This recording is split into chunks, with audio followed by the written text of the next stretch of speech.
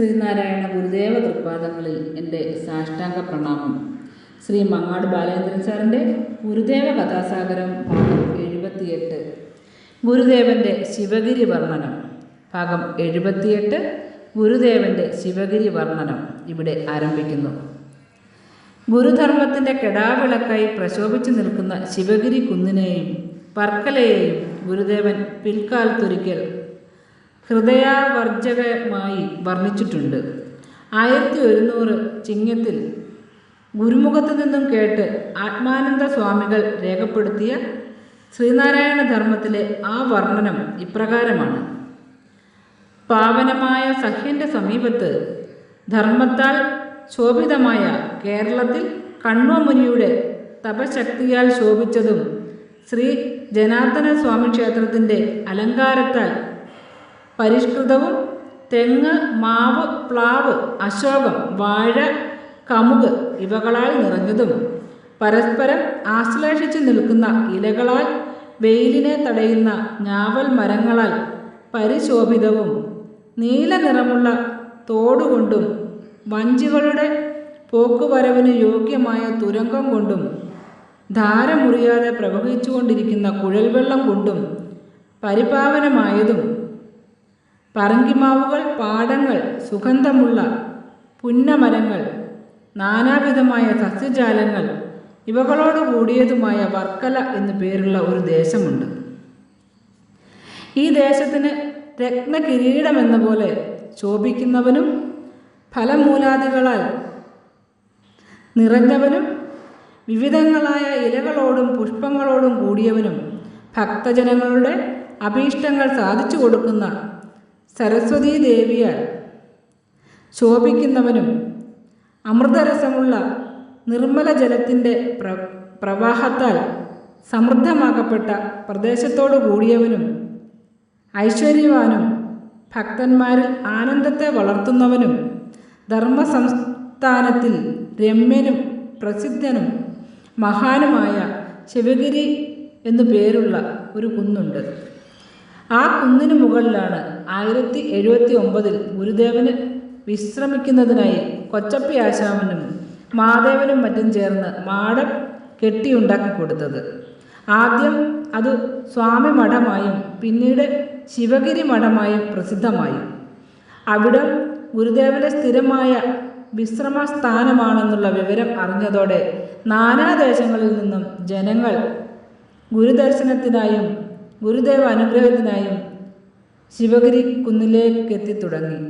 അതുവരെ പാപനാശം എന്നറിയപ്പെട്ടിരുന്ന വർക്കല കടപ്പുറത്താണ് കർക്കിടകത്തിലെ കറുത്തവാവ് നാളുകളിൽ ബലികർമ്മങ്ങൾ നടത്തുന്നതിനായി ആയിരക്കണക്കിന് ജനങ്ങൾ തടിച്ചുകൂടിയിരുന്നത്. 1080 ആണ്ടിലെ വാവുകാലമെടുത്തപ്പോൾ ഗുരുദേവൻ തന്നെ ദർശിക്കുവാനെത്തിയവരോടും നാട്ടിലെ മറ്റു പൗരമുഖ്യന്മാരോടും ഇപ്രകാരം പറഞ്ഞു. വാവുനാൾ എല്ലാവരും ശിവഗിരി കുന്നിലേക്ക് വരട്ടെ. ബലികർമാദികൾ പഠിച്ചിട്ടുള്ളവരെ കൊണ്ട് വഴിയാകും വണ്ണം നടത്തിക്കാം. ഗുരുദേവന്റെ അഭിപ്രായം നാടാകെ പരന്നു. അതുവരെ പാപനാശം കടപ്പുറത്ത് പോയി ബലികർമ്മങ്ങൾ നടത്തിയിരുന്നവരിൽ വലിയൊരു വിഭാഗം ജനങ്ങൾ അടുത്ത വാവുനാളിൽ ശിവഗിരി മഠത്തിൽ എത്തിച്ചേർന്നു. ഗുരുദേവാജ്ഞ പാലിച്ച് അന്ന് ധാരാളം ജനങ്ങൾ ശിവഗിരി മഠത്തിൽ ബലികർമ്മങ്ങൾ നടത്തി. തുടർന്ന് ശിവഗിരി കുന്നിന് താഴത്തുകൂടി ഒഴുകിക്കൊണ്ടിരുന്ന കൊച്ചു തോട്ടിലും വലിയ തുരപ്പിലും അവിടുത്തെ കുഴൽവെള്ളത്തിലുമൊക്കെയായി ആളുകൾ സ്നാനം ചെയ്ത് ശുദ്ധിയായി വന്നു. എല്ലാവരും ആശ്രമത്തിൽ തയ്യാറാക്കിയിരുന്ന ഭക്ഷണം കഴിച്ച് സംതൃപ്തരായി മടങ്ങിപ്പോയി. പിന്നീട് ആശ്രമത്തിനടുത്ത് ഒരു നെയ്ത്തുശാലയും ഒരു സംസ്കൃത പാഠശാലയും പ്രവർത്തനം ആരംഭിച്ചു. ശിവഗിരി കുന്നിലും അതിൻ്റെ അടിവാരത്തുള്ള പാടത്തും ഗുരുദേവൻ മറ്റു അന്തേവാസികളെയും കൂട്ടി പലതരം മരങ്ങളും ഔഷധ ചെടികളും നട്ടുപിടിപ്പിക്കുകയും നാനാതരം കൃഷികൾ ചെയ്യുകയും ചെയ്തു. ശിവഗിരിയിലുള്ളപ്പോൾ ഗുരുദേവൻ പുലർകാലത്തിൽ തന്നെ ആ കൃഷിസ്ഥലം സന്ദർശിക്കുമായിരുന്നു. ഓരോ ചെടിയെയും പ്രത്യേകം നിരീക്ഷിക്കുകയും അവരെ പരിപാലിക്കേണ്ട വിധം കൂടെയുള്ളവർക്ക് അപ്പോൾ പറഞ്ഞു കൊടുക്കുകയും ചെയ്യുമായിരുന്നു. ഒരിക്കൽ തുടർച്ചയായി കുറച്ച് ദിവസത്തേക്ക് ഗുരുദേവൻ ശിവഗിരിയിൽ ഉണ്ടായിരുന്നില്ല. മടങ്ങിയെത്തിയതിൻ്റെ അടുത്ത ദിവസം പ്രഭാതത്തിൽ പതിവ് പോലെ ഗുരുദേവൻ കൃഷികൾ നോക്കാനെത്തി. ചില ചെടികൾ വാടിയും കരിഞ്ഞും കിടക്കുന്നത് കണ്ടു. അതിന് സമാധാനമായി അന്തേവാസികൾ പലതും പറഞ്ഞു. അതൊന്നും ശ്രദ്ധിക്കാതെ ഗുരുദേവൻ അപ്പോൾ ഇങ്ങനെ അരുളി ചെയ്തു: കൃഷി ചെയ്യണം. കൃഷിയാണ് ജീവരാശികളുടെ നട്ടെല്ല്, അല്ല ലോകത്തിൻ്റെ ജീവൻ. വന്ദിക്കുന്നു പാദം വന്ദിച്ചിടുന്നു ഞാൻ, ഗുരുദേവ തൃപ്പാദം വന്ദിക്കുന്നു. നിന്തിരു സന്നിധി വന്നു വണങ്ങുവാൻ എന്മനം വെമ്പുന്നു ഭക്തിയോടെ, എന്മനം വെമ്പുന്നു ഭക്തിയോടെ.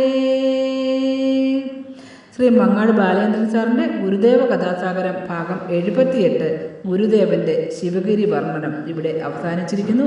ഇതിൽ വന്നിട്ടുള്ള തെറ്റുകുറ്റങ്ങൾ സദയം ക്ഷമിക്കണമെന്ന് ഗുരുദേവ നാമത്തിൽ അറിയിക്കുന്നു. നന്ദി, നമസ്കാരം. ഗുരുധർമ്മം വിജയിക്കട്ടെ.